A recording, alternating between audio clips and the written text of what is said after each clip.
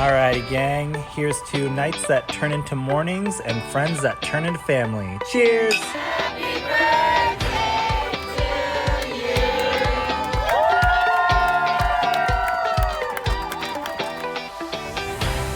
Hello. Welcome to the Friendship IRL podcast. I'm your host, Alex Alexander, and each week we explore what's working and what's not in our friendships, community, and connections. Have you ever wished you could sit down and have a conversation about what is really going on in your friendships? Well, you found your people. Join us as we dive into real-life stories and explore new ways to approach these connections. Together, we're reimagining the rules of friendship.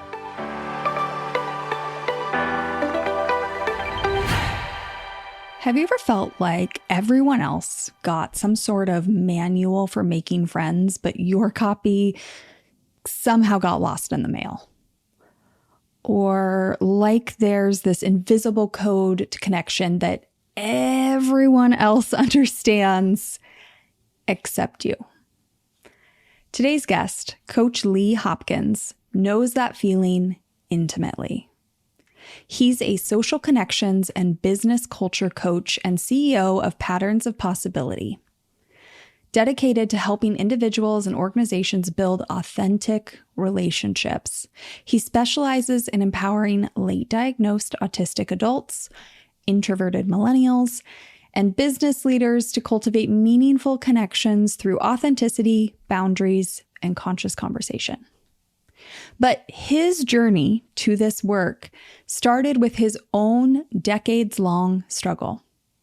What you're about to hear is a conversation about those moments when everything clicks into place. We dive deep into the process of discovering you're a person with autism and how that revelation impacts every single relationship in your life, your community, friends, family. Coach Lee shares honestly about how some people were able to adjust and stay in his life while others fell away. And that point, when people start to fall away, that point can feel incredibly low because what if you never find your people? What if understanding yourself actually leaves you more alone? But today's story is one of hope and encouragement. Coach Lee is going to talk about how he found his people and continues to find his people and add them to his wheel of connection, how he learned to advocate for himself in relationships, and most importantly, how he can help you do the same.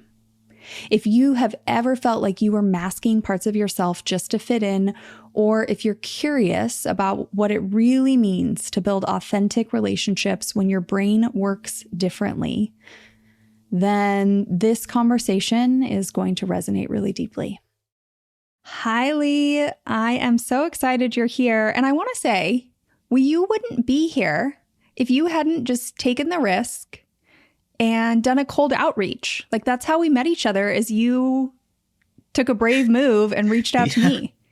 Absolutely. I'm glad to be here too. And I'm glad that I did that outreach. It's been pretty successful and scary to do it. But hey, there's always something amazing on the other side. I think that's you. Oh, well, that's sweet of you. Even if it takes a while. We connected, gosh, I should have looked through my emails. I'm going to guess like 2022, maybe 2023. Yeah, time has flown by. Yes, we have. Like, it's been a long time. And then I wasn't feeling great, which we've already talked about. People on my podcast have heard about that plenty of times. So it took us a second, and then I reached back out, and you never know where a connection's going to go. Yeah, that's so true. And I'm so glad that you did too. Just time. You never know what's going on the other side of the fence either. Yeah, that's so true.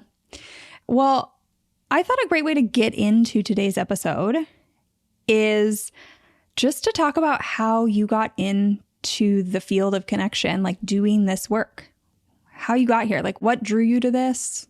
What drew me to it? Well, just me 10, 20 years ago. I think that's what it was. Just my life experience, struggled with making friends, for my entire life. I struggled with trying to build those connections that, you see on TV, because I grew up in the 90s. And I was watching these TV shows like Full House and Family Matters, where it showed that people always had fast friends and they had really great relationships. I mean, the 90s was basically about a show called Friends. Yeah. So I was just like, well, why can't I make those things? Why can't I make that? And I thought, well, if I just get out of my hometown, if I just move somewhere else, I can find the right people. If I just keep going and just keep trying different things, and it just didn't work. And I just kind of had to sit down and take a moment to see what was going on with me in my life. Why wasn't I able to make those connections? And I really just started to become more obsessed with it. I realized that the quality of my life would improve, and I can't just ignore this.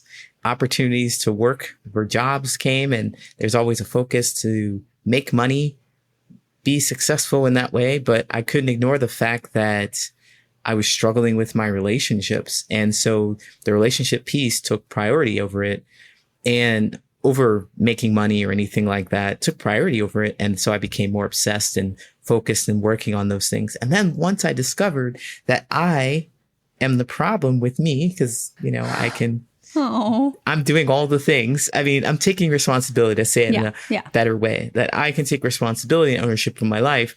I thought, wow, there are a lot of people like me 10 years ago, 15 years ago, who don't know what they can do or what they have been doing to kind of mess up their relationships. So I started to move in the direction of, I know this really great thing. It has worked so well for me. I need to tell everybody. And so I started to become more obsessed with that. And about 5 years ago, I started to really work in it. And then 3 years ago, I quit my full-time job to do this full-time. Congrats. Thank you. But also, I just think that's a story that, like you said, so many people are going to identify with, like wanting something that they feel like maybe everybody has, or a lot of people have, those connections, not having it, going on this journey. What I will say is it does sound like you made it very far on the journey, You really put in the time and the effort, and like with every failure, you kept going, because some people get discouraged. And I think that's exactly what you're talking about, right? Is like, that's where you've come in and coach people and help them, is like, keep going. Absolutely. And, that means a lot that you said that I made it so far on my journey, because for a really long time, I felt like everyone else knew this thing. And everybody else had these really great relationships. Look over there, they're getting married. Look over there, they're in a long-term relationship. Look over there, they're best friends having sleepovers together. Like, what am I doing wrong?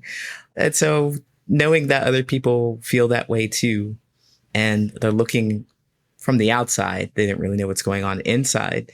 That's really, feels really great to know that I have made it far and kind of figured out what those little things are happening on the inside so that I can bring them to other people.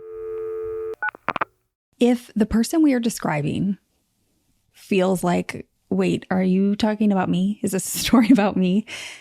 And you feel like everyone else has it figured out and you don't when it comes to making and maintaining friendships, then I just want to drop in with a couple quick reminders. No matter how your brain works, I think that this is important. And sometimes you just need to hear somebody else say it. So I'm going to say it. Ready? 2 things. Number 1, TV is designed and written to get ratings and to keep you watching.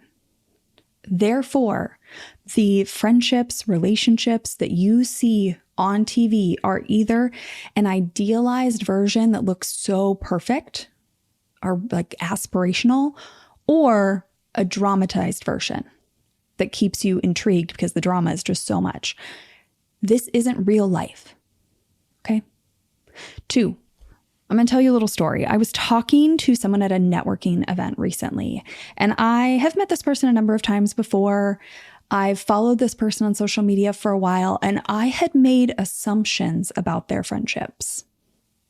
You see, it seemed like they had this trio of friends that was super duper close. And I've mentioned to you before that people sometimes, just like open up kind of like a friendship confessional to me. So this person proceeds to tell me that in this trio, they're actually really, really close to one person. and they aren't as close to the other. Like the second person B, they don't really hang out one-on-one. They don't really talk one-on-one. That they want to get closer to this person, but they don't really know how. And I'm telling you this as a reminder that we have no clue what is going on in other people's friendships. None. I really thought I knew what was happening. I was obviously very wrong. I made incorrect assumptions. So this is your reminder that if you want to make connections for yourself, put up your blinders.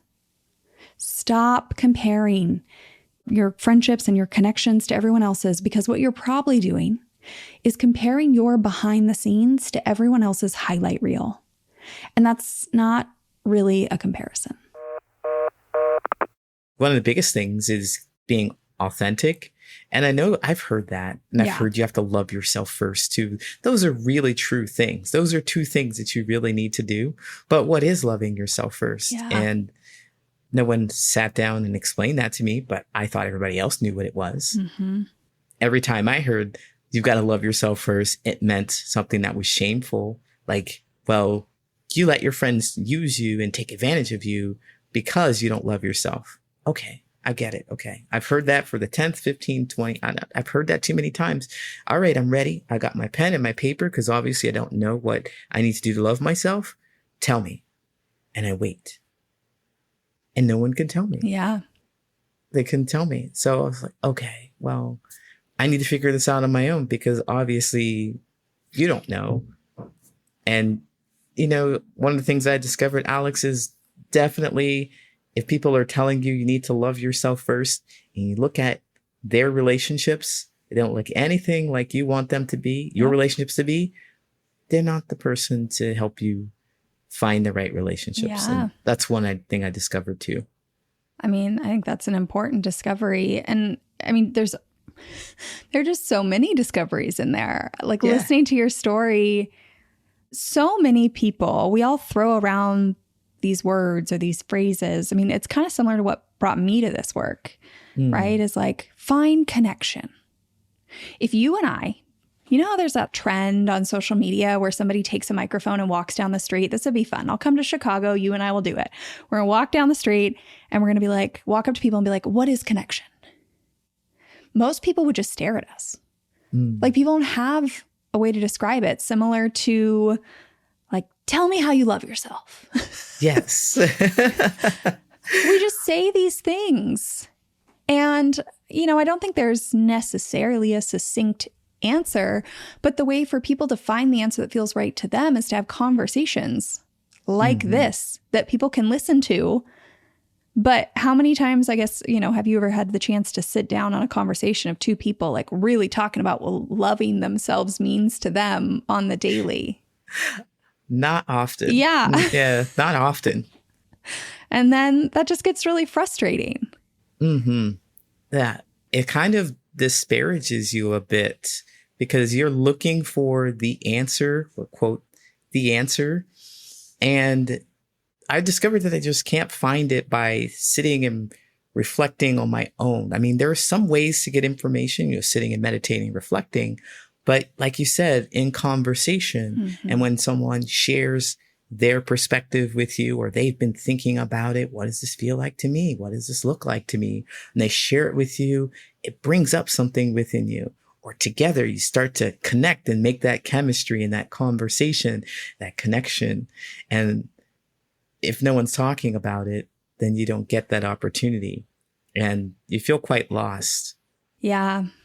And, you know, that lost feeling, again, there's so many people experiencing that. So I'm grateful that we're having these conversations. Yeah, absolutely. And I'd be interested to hear from your audience what their idea of connection is too. Yeah. So start that conversation. If you don't have anyone in your life that wants to have that conversation with you, then we can just have one here, a large conversation about it. Yeah.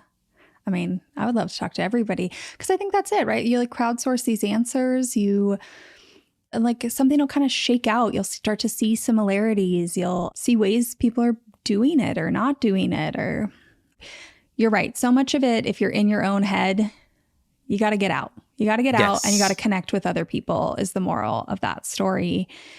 And, I think that actually leads into something I want to talk about on this episode, something you and I have already talked about. So I'm not bringing this up out of left field for anybody who's listening.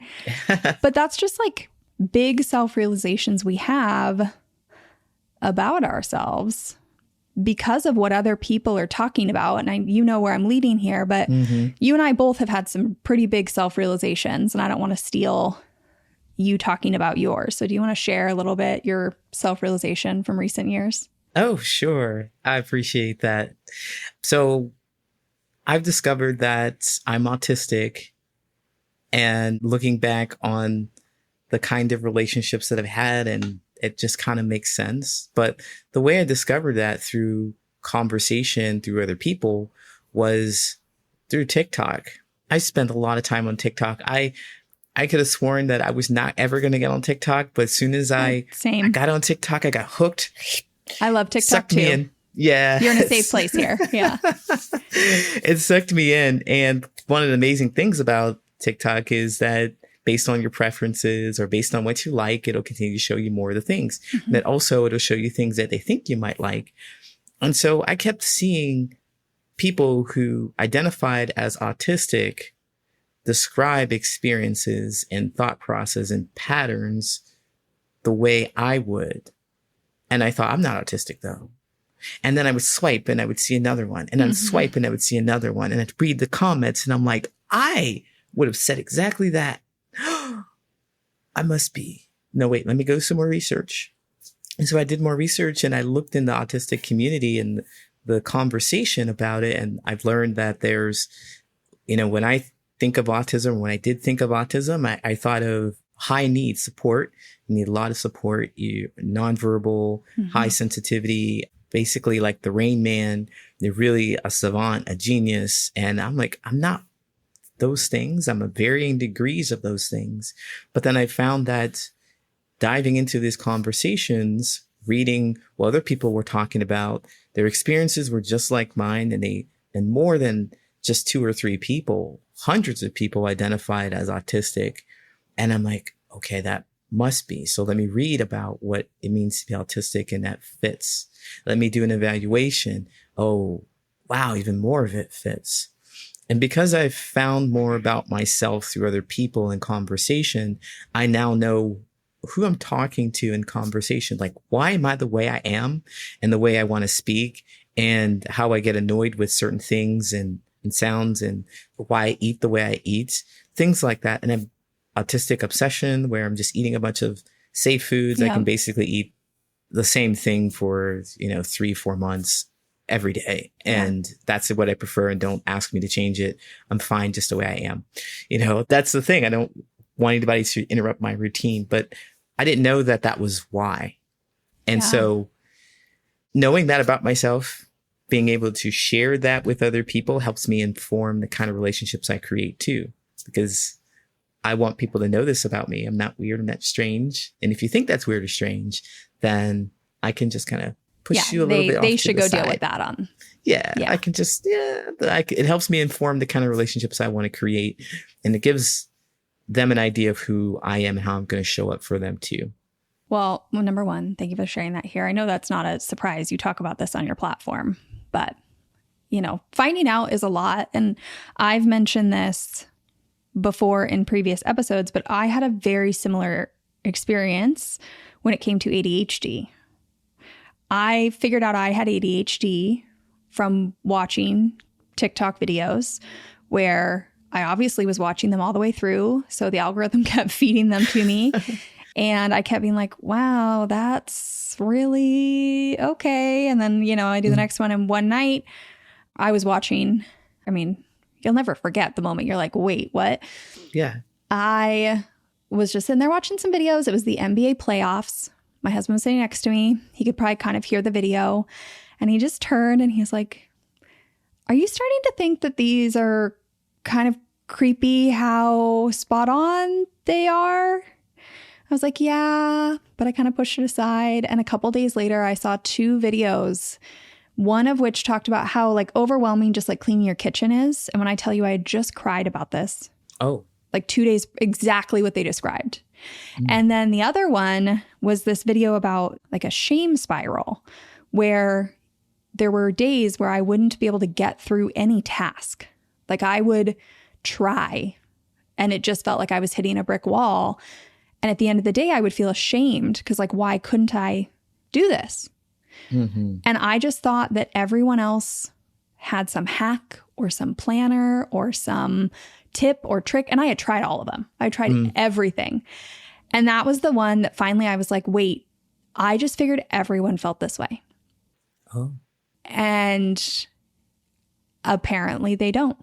So, you know what? I think that TikTok is, again, just like this forum of all these conversations that people are having that we get to listen in on. And I'm just so grateful that that exists.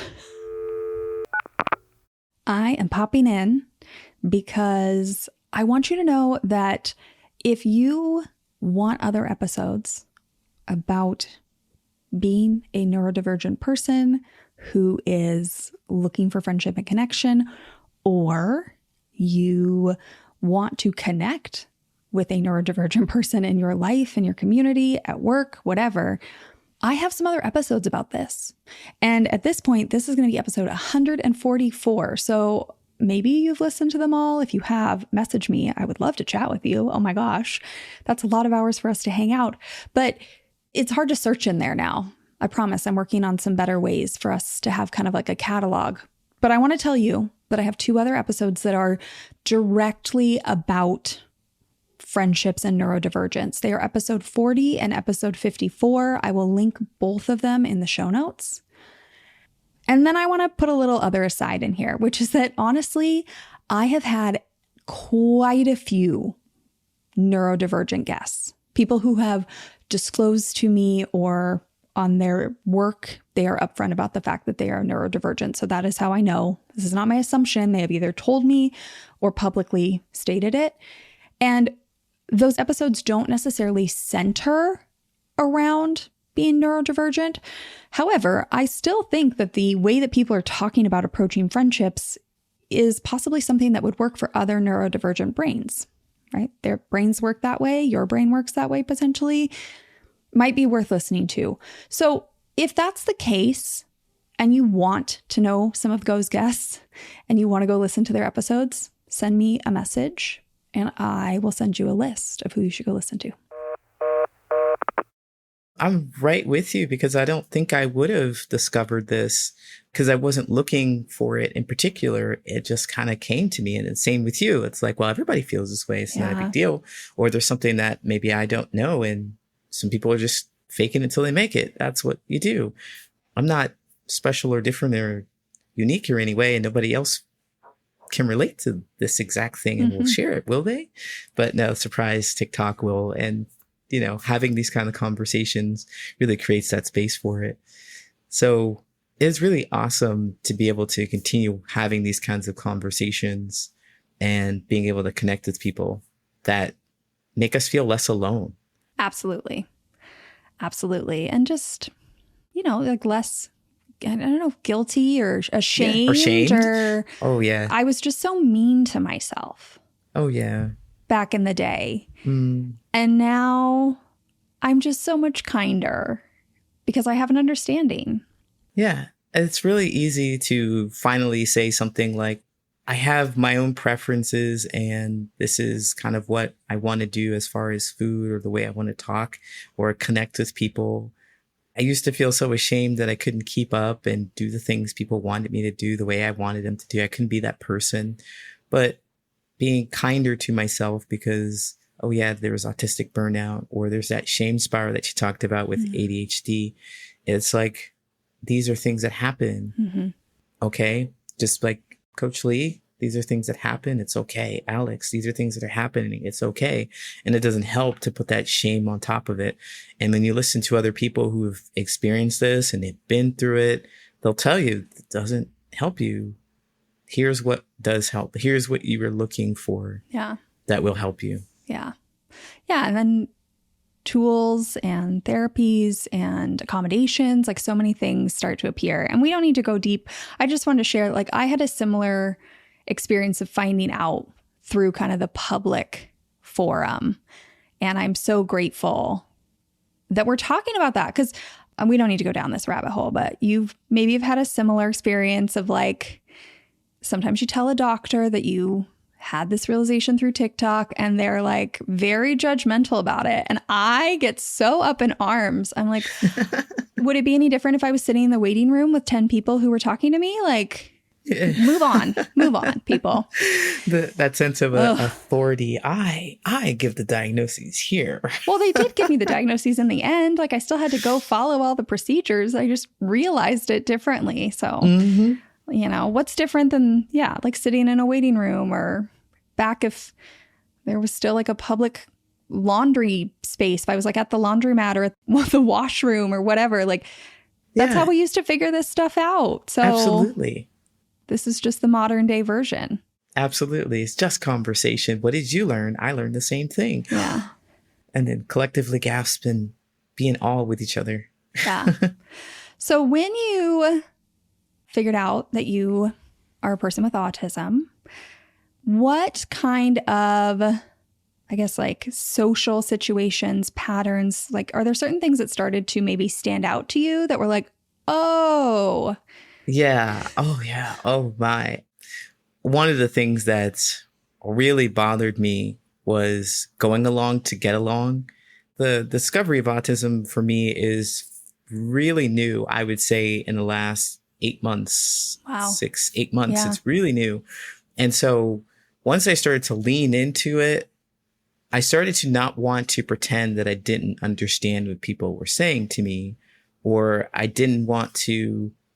I could catch some of the social cues, and I could catch what people wanted me to do or they implied. Mm-hmm. And before, I would kind of go along because I felt guilty, or that's what everybody else was doing, even though I knew that it's not something I wanted to do.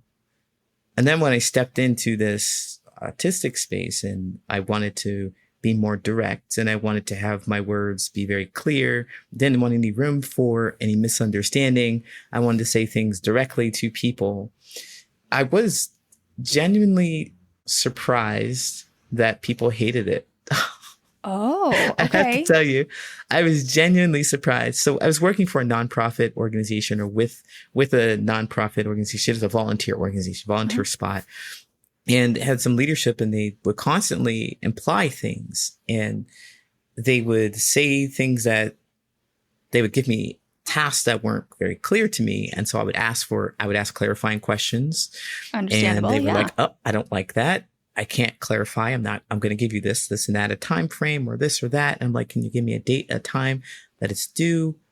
They couldn't do things like that. And so I wanted to tell them about how it impacted me. Yeah. They didn't like that. And it wasn't in a way that was, oh, you suck and you can't do your job, or you don't know how to lead. But certainly something along the lines of, well, it would help me plan my day better if I could know what exactly you needed me to do. And I was surprised that a lot of people didn't like that kind of thing. And I'm learning, as being a person with autism, as you said, I'm taking that with me because I said it was new for me, but I like that. Person with autism, and sharing with holistic people, some people who feel insecure, they feel attacked by that. I needed directions from you, exact steps from you. And I think what I gather, it's because as much as my brain thinks in patterns and lists, and it's very clear, they're not so. They're in a nuance, and the other people who understand the nuance will just do the thing and they'll get it. Realizing that this communication gap is something that I'm aware of, and I think it takes the onus on me to express and to try to get them to understand me using their language. And I know a lot of people may hear this and say, that's masking. Well, yes, it is. It's important in certain social situations. If you're working, if you're trying to get a task done that's bigger than you and your feelings, then you mask and you get it done. But at the same time, I recognize that a person who speaks that way to me I cannot be close to them Yeah. because it's exhausting. Yeah. And so just being able to recognize, oh, you're a person with autism or you're a neurodivergent person. Those are people that I love. I usually get along with them a little better because of the thinking. I want to get closer to you. And as I started to speak very clearly and plainly, a lot of the holistic relationships started to implode and explode because I would just start saying things directly like, I'm being super clear. Why are you mad at me? All right. I don't want to deal with your frustration with the fact that you can't understand me. And those were all like surface level relationships anyway. Yeah. Well, I'm really sorry that that's your experience, but I'm sure that is the experience of many people, and I would hope that by having more conversations out there like this, that, maybe some of those holistic people can realize like it's worth doing the work to find a middle ground, to find accommodations, to shift, to do some things differently. I am neurodivergent, so I'm not a person with autism, but I fall in this interesting, I can see nuance in conversation. I can whatnot. But I have some friends, I have friends with autism. And what my experience has been on that side, this is just me, is that it's actually such a relief to know, because then I can start being curious, right? And I can try and make subtle changes. I can understand that like when I'm speaking with nuance and subcontext and my friend is staring at me with a blank stare, I can be like, oh, okay, back up, try again. Let's figure this out, right? Because I want to stay connected. So yeah, I'd just love to jump in and say, that's wonderful. I would love if somebody would be able to do that for me, because I was always walking around thinking people understood something I didn't understand. And when I looked at them like I didn't understand, I felt like an idiot. Yeah. And then when I had the gall to ask them, I felt like even more of an idiot and ashamed because I didn't know. Yeah. And here you are, a friend who recognizing that I'm like a deer in the headlights, and that you're like, Lee, you're going to a shame spiral. You want to ask. I know you want to ask, maybe even know what to ask, but I got you. I'm going to tell you. I'm going to help clear it up for you, and we can have a conversation about it. I think that's so special and so important to have a friend who sees you. Like I would feel seen. I hope that having conversations like this maybe inspires someone to just pause for a second and think it through, right? The goal here, whether it is a very close friendship or somebody you have to work with, somebody in your community, is to maintain whatever that level of connection is. And it's going to involve a paradigm shift that I'm sure every person with autism would love to see. But it's like, can we find a way to connect? Because I'm telling you, when I try, and I'm saying try because it's not like I get it right all the time. Absolutely not. But when I put in a little effort, it's not that hard. To all my holistic people out there, it's not that hard. It really just requires me to slow down, to notice some cues of somebody seeming a little confused, to maybe try some different back and forth to whatever. I mean, sometimes I find myself calling out just like, I'll say something like, wow, I really skirted around that. Like I wasn't direct. I will call out like, I messed that up. I know you want a director answer. Yeah. People, it could be as simple as that. I am in no way, shape, or form an expert in what I'm about to talk about, but I'm just going to tell you my personal experience. Okay. It is not right or wrong. It has worked for me so far. People have seemed appreciative of it, but I also would not be offended if I tried what I'm about to tell you with somebody and they didn't like it. Okay. I tried my best and I would learn from that. I'd ask why they're offended. So I just mentioned that I have multiple people in my life with autism. I always have for honestly as long as I can remember. And when I kind of breeze over this, like, oh, I stop, you might be like, what does that actually look like? And it really, guys, it just looks like curiosity.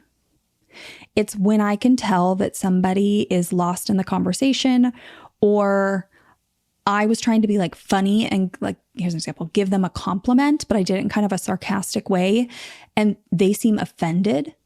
It's because a lot of people with autism can't read kind of the subcontext. They have a really hard time with linking what you said when it doesn't match maybe your body language or your tone or doesn't make sense. Most people with autism that I have met want very direct conversation. Don't try and be creative about it. And so if I'm in my normal speech patterns and I'm just chatting it up and I'm in my like sarcastic body language, whatever, and they look confused, this is where I stop and try and be really intentional of like, hey, let me try that again. No, like I really want to.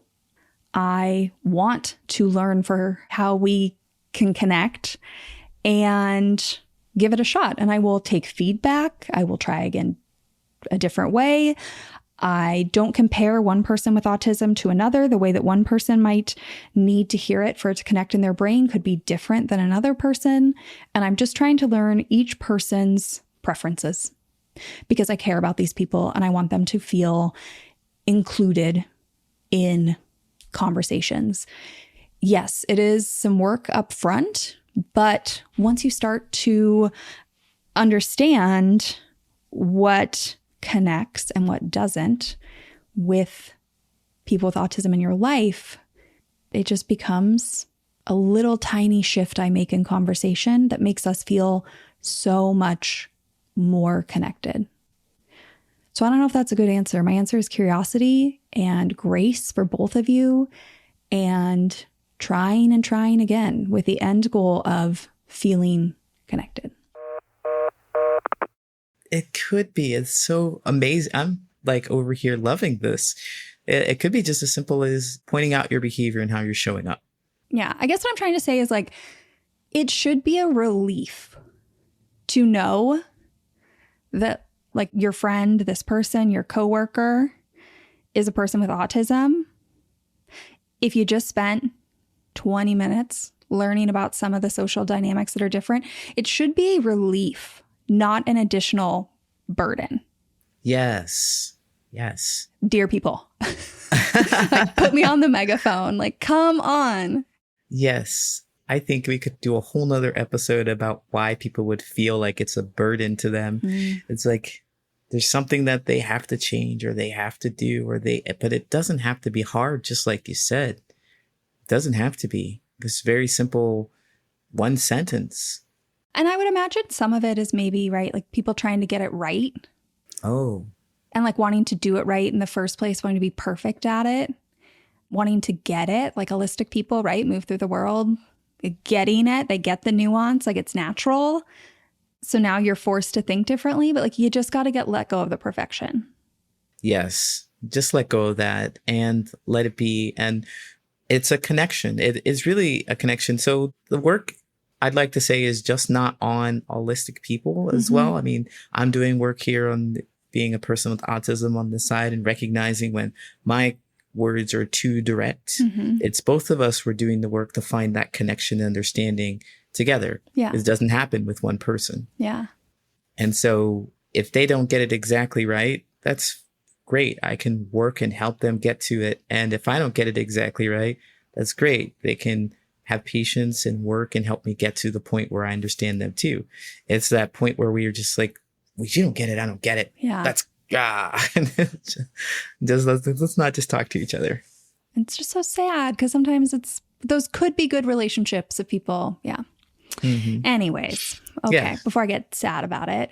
I mean, you talked a little bit about this coworker relationship. I've talked to a few people with autism on the podcast and everybody has a different experience. What was your experience of finding this out on maybe some of your more established relationships? Like, did it change dynamics? Were people like, oh, that makes sense? There could be any range of experiences here. Yeah. So for my more established relationships, let's see, they would say that, okay, that makes sense. I'd have to explain to them, first of all, a bit of what autism looks like, because my more established relationships thought autism was what I thought autism was. And so I had to say a little bit of my characteristics and how I show up and how my thought processes are and patterns of behavior and so forth. And they're like, oh, okay, yeah, I can see that. Okay, it makes sense. No big deal. Not a big thing. Great. More established relationships, after I give them a little more explanation, I'm not sure whether or not they appreciate or know how to do anything with this information, because I just continue to tell them. And it's a natural thing for me to just continue to tell them, oh, this is how I do things. Yeah. This is how I do things. This is how I do things. And I continue to tell them. Or if I point out, like, I'm going to point out their behaviors and I'm like, oh, I noticed your behavior. This is what I think of it. This is basically what I just did was an autistic thing. Okay. Just continue to tell them. And so I haven't had anybody say anything negative or hurtful about it or push back at it or say that's weird yet. So that's good for my more established relationships. Yeah, I'm happy that's happening for you. Yeah. Thank you. Yes. So as far as the other relationships, they've just imploded. I'm going to laugh at this situation myself, because I thought, well, those relationships, I felt like I had to pretend in those relationships, and I just don't want to do that anymore. And it was just more of a click. It's over. I don't need to do anything else with that. That was my first initial thing when I started to really dive into the autism and the patterns and just wanted to unmask with everybody and pushed everybody away. And then I took a moment to grow, and I reflected, and I went back to try to see if there was anything to salvage in those relationships with people who did want to talk to me. But I explained to them, this is who I am. Yeah. This is how I show up, how I'm going to show up, and gave them the option of whether or not they wanted to continue the relationship. And as I think about this now, none of them wanted to. None of them wanted to. They were all surface level relationships. The way I communicate is now not forced. It's more natural to me. And we just didn't continue to connect. And I'm not upset about this. I'm very delighted to understand more about what I don't want. Yeah. And so I can get more of what I do want. Yeah, I think that's a very common experience from what I've heard. And I'm just, good for you for doing whatever you feel is right. That's the biggest thing, is I think some people fight it, whatever that is. Like, you're going with your gut, it sounds like, and not, feeling like regret or pulled back or, yeah. Yeah. That's exactly it. I feel more, I did it initially. So I don't want to skip over that part, but I did. I was like, oh my, nobody's ever gonna, what if I can't, maybe I should go back and try. And I did. And I felt icky. I felt awful. And so that was enough for me to say, either Lee, you're going to be alone right now and you're going to let go of those relationships, or you're going to go back to those relationships and you're going to feel icky. So what do you want to do? Yeah. Well, I'd be alone for a bit and then figure out what I want. And that's part of what I do in my coaching. That is the whole key piece of the coaching. And that's what propels people forward, I think, to make the kind of relationships, to create the friendships that they want in real life, because they're tired of feeling terrible. They're just tired of it. And they've recovered from feeling terrible. They've had a friendship breakup, and then they go back to the friendship and it feels awful. And they break up again and go back to the friendship, and then they break up and they're like, what am I doing? I got to be able to do something different. Then the whole world starts to open up for you. You start scrolling on TikTok and you realize that you are a person with autism, or you a person with ADHD, or you're a neurodivergent person, and it makes sense why your relationships didn't work before. Yeah. And now you can start going in a different direction that you've never thought of before. Yeah. I mean, it sounds like you're talking about something I talk about all the time, which is like adding what you need. And I understand I was at rock bottom at one point. Everybody has their versions of rock bottom. If your whole life's kind of turned upside down, your identity, your whatever, like, it can be hard to add. It's scary to add, right? There's like fear of, what if I don't find the right people and I'm alone? I mean, you kind of mentioned that, right? Like, I could just be me. At least I can be me. It sounds like you didn't lose every relationship by any means, but have you now started to maybe add people to your life that feel good, like maybe sought out more neurodivergent community or leaned into a special interest or reconnected with or connected deeper? Whatever it could be, but like kind of have you focused on adding somewhere? Absolutely. That's a really great question. I'm so excited that you asked me that. Like, yes. Yeah. Yeah. So I've thought about the kind of people that I need in my life. I need those people who are my peers, people who want to do those fun things with me, want to hang out with me. I've been in search of those people, and they're definitely a part of the neurodivergent community. And even within those people who are doing fun things with me, there are only certain things that they will do with me. Like one person will go to the museums with me and we'll hang out and we'll see each other every once in a while, every couple of 3 months or something like that. Perfect. That's exactly what I'm looking for. Yeah. And then there's these closer people that I can talk to about what I ate and how it's the same and how I'm just going to keep eating the same thing. I can just talk about that, the daily basis kind of thing. So I'm adding those people to my life, but also I'm adding mentors. I'm finding that in my business, I also need those people to be close to me, and they are a little more than people who are helping me build my business, but they know more about my personal life and how it affects my business. And they're older than me. That's important. They've been through the things. They're older than me. And I didn't realize I needed those people, but I've been on the lookout for them, and they've appeared, and they understand all of this as I do this, all of this, the person with autism and how I speak and everything, lots of patience and understanding, and adding those people into my life too. So I definitely know that I need people. And now that I know that I need people, I know which people I need too, and where they are, and starting those conversations with them. I'm just so excited. Nobody can see me smiling really big over here. I mean, one, I love how excited you got about adding, because I think to anybody who's listening, who's feeling maybe at that rock bottom, it's like once you start to add, once you see that there are good people out there, it just becomes so fulfilling to start at like a little bit more and a little bit more. It's like the ball picks up speed as it rolls downhill, and you can tell that your ball's pretty big rolling down the hill pretty fast at this point by your excitement. Absolutely. It's like Katamari Damacy. I don't know if you know that game, but people who listen maybe listen to it. But I it's mean, I love a exactly game, like so I'm going to look it up. Yeah. It's the 2004 or something like that. I think maybe older than that. But anyway, it's just like that, picking up steam, building. And once I thought that there was nothing out there that could possibly cling to me and be interested in me. And now there's all the possibility out there. The other thing I can't get over that I am just so excited about in all my episodes, in 100+ episodes, it's shocking. I've never had anybody talk about seeking out mentors, ever. Oh. I write about it in my book, but I've never had somebody bring it up. And I love that, because I just think so many people get fixated on this idea of finding like their next best friend. And it's like, there are so many ways to add to your life that are so fulfilling. And seeking out somebody who is a mentor is just like such a beautiful way to add to your community. Oh, yes, absolutely. And it helps us not put those people who are best friends in places where mentors should be, because they've just experienced as much as you have in their life, and they couldn't guide you any further. You can take it from somebody who is 60 or 70 years old. This is something I learned from such and such about my relationship, or this is what I've learned about building a business, or this is what I've learned about things in general. You can take a lot more from those people who've had some more years of experience. Yeah.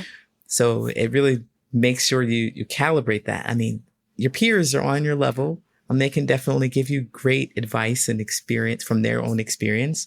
But there's somebody who has been through it and has been on the other side of it that I would just want to listen to a little more, that I would trust a little more. Yeah. And you can build such a beautiful reciprocal relationship. Like, you never know what that person needs. Maybe they just need connection. Maybe they want to give back. Maybe they live alone and love this excuse for regular, like, in-person connection. Maybe they love to talk to you about recent pop culture because none of their friends are into it, but they pay attention. Like, we don't know. You don't know. So it's not even, it doesn't even have to be just like a take. It can be this beautiful reciprocal relationship, and you don't know what that's going to look like till you get in it. Oh, yeah. I love that you pointed that out. As I firmly believe that the people who impart knowledge upon me, they feel that they want to grow and share their knowledge with other people. And they get the benefit of just doing that by talking to me because they see something amazing in me. I think about that. And if they needed something, like you said, to learn about pop culture, I'm on TikTok and they might not be on TikTok, or I know a couple of things that they may not know. It's reciprocal. It's not just to give and give. Yeah. I also like to share my knowledge with other people. I also want to be listened to, heard, respected. And if we just have that in the mentorship, it's not about them telling me everything that I need to know. And I need to do it this way. It's a mutual respect, but we talk about it from different angles. Yeah. Yeah. Wow. That's just a really cool add to this episode. I'm really excited that you brought that in here. It's going to be so good for people. So I want to talk about, we could talk all day. We've already discussed what we could do another episode on, but you have been doing connection coaching for a while, and now you are focusing on late diagnosed adults with autism, correct? Right. So talk to me a little bit about that and what that coaching looks like, because I think anybody who listens to this episode might want that support. So the reason why I focused on the late diagnosed autistic is because I'm one of those who went through the process, and I didn't really know how to describe myself as I was trying to help people, trying to tell them I have some kind of solution. And so from a few years, I went and I talked about the solution or my solution, the way I can help people, as these are the steps, lists, processes, exact words to say. And people who live in nuance do not like that, do not understand that, cannot appreciate that. And I didn't know who could until I discovered the autism. And so that's why I want to talk to those people who are late diagnosed, because they really want, this is exactly what you need to do. This is exactly what you need to say. This is what you're looking for. And as little nuance as possible. More a framework.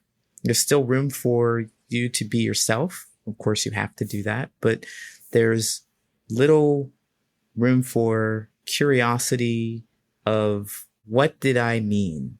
I'm going to tell you exactly. So that's what my coaching is about. And the way it works is we do 3 pillars. So we start off with understanding ourselves. That's the first key. I need to know what I want, what I'm looking for in friendships and relationships.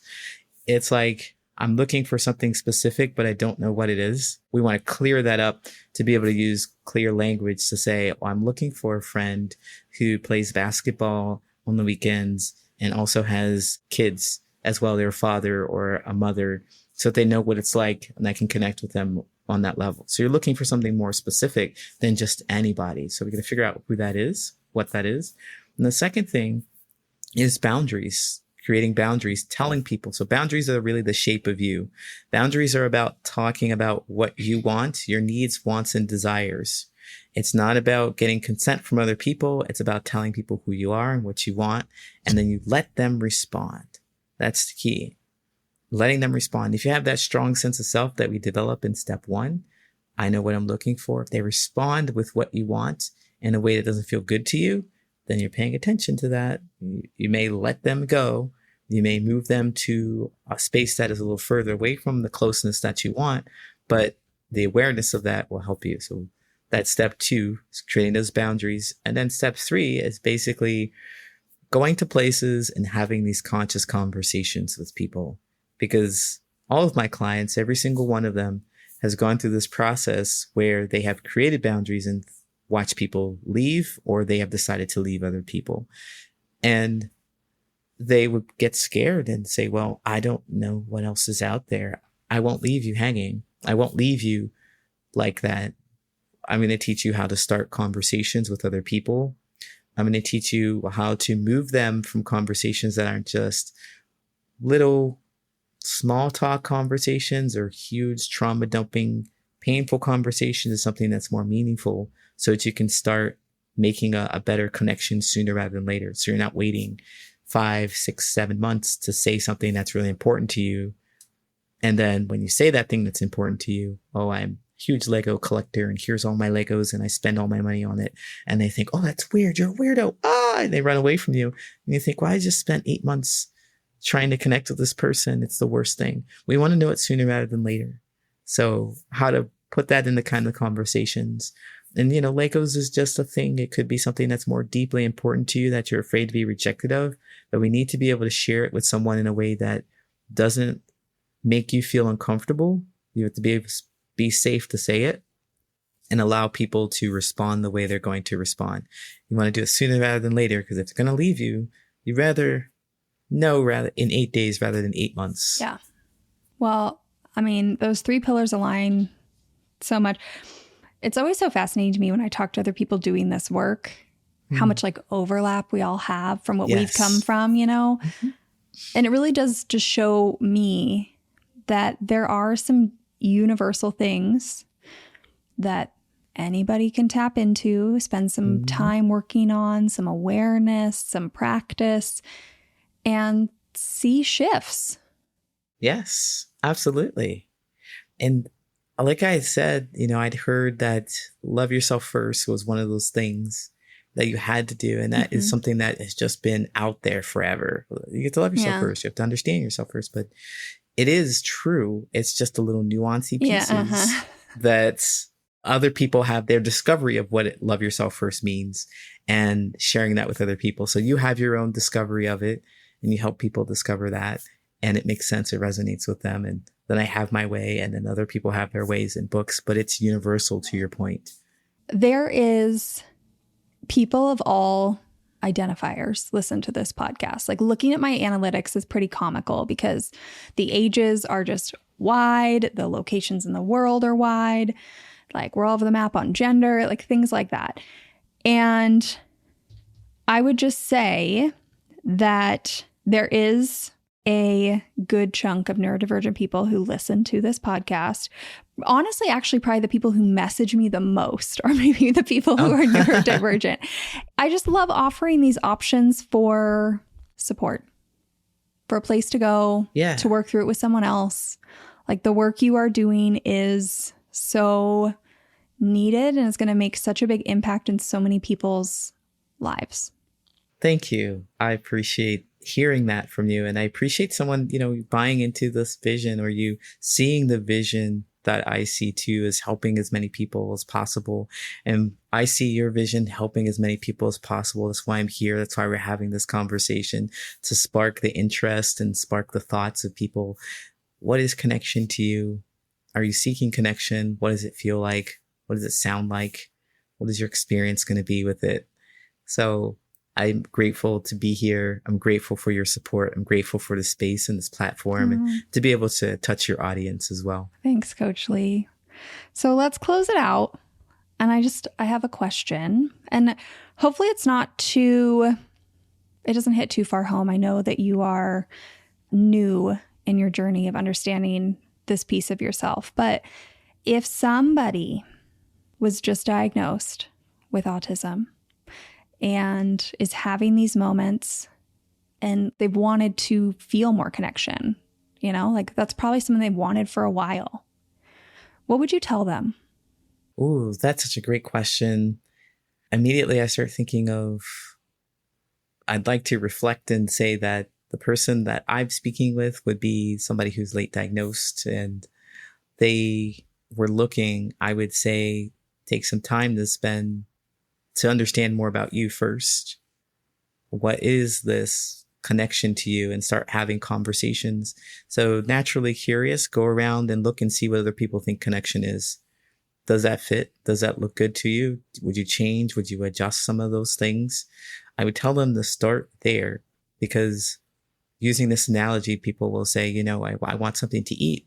I want something to eat. And you just scream, I want something to eat. Food, food, food. And the universe will give you food. It'll bring you people all over the world. They're going to bring you shrimp. They're going to bring you chocolate. They're going to bring you pizza. It's food, right? But it's not exactly what you wanted.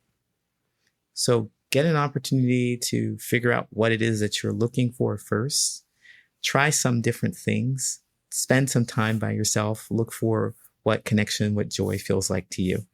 And then you can find someone else to share it with. But step one, get to know yourself. Just take a pause. That's what it sounds like to me. Take a pause. Yeah. Well, thank you so much, Coach Lee, for coming on. I'm just really excited we made this happen. So thanks again.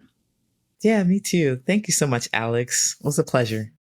What strikes me most about Coach Lee's story is how this period, like a moment of self-discovery, but then the period that comes with it afterwards, where you're really trying to integrate that in your life, how this actually has become a gateway to genuine connection.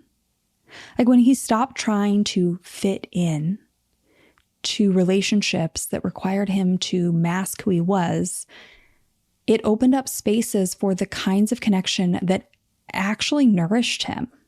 Like the museum friend, the friends who understand his business journey, the people who didn't flinch when he mentioned his need for direct communication. And here's what I want you to take from this conversation. Whether you're neurodivergent or neurotypical or have some other reason that your brain is unique, because there are other reasons, the principle remains the same. Relationships that require you to shrink yourself aren't the ones that will sustain you, right? The connections worth having are the one where you can take up space and share your interest, like having a massive Lego collection. And then trust that the right people will not only accept that part of you, but they will celebrate it. At bare minimum, they will be curious about it in a genuine way because they want to learn what you care about. So if you're feeling stuck in surface level relationships, or if you're tired of feeling like you're always performing to be accepted, then maybe it's time to get curious about what authentic connection looks like for you. Not anyone else, for you. Like, what would it be like to stop going along with how everyone else is operating and start showing up as yourself? That sounds delightful. Now, I have to mention that Coach Lee has a free resource. He has given us all instant access to his free Supportive Connections course, where you will learn exactly what you need to create healthy and supportive relationships that feel aligned. He'll help work you through that. And I'm going to link the course in the show notes, along with his website and his social media, so that you can connect with him directly. And if this episode has you in your feels, if you really related to this episode, then I want to leave you with this. I want you to remember that the right people are out there. They do exist. And sometimes it just takes some courage, perhaps in a few ways, to find them. But the right people are out there. And with that, I'll see you next week. Thank you for listening to this episode of Friendship IRL. I am so honored to have these conversations with you, but don't let the chat die here. Send me a voice message. I created a special website just to chat with you. You can find it at alex.chat. You can also find me on Instagram. My handle @itsAlexAlexander, or go ahead and leave a review wherever you prefer to listen to podcasts. Now, if you want to take this conversation a step further, send this episode to a friend. Tell them you found it interesting, and use what we just talked about as a conversation starter the next time you and your friend hang out. No need for a teary goodbye. I'll be back with a new episode next week.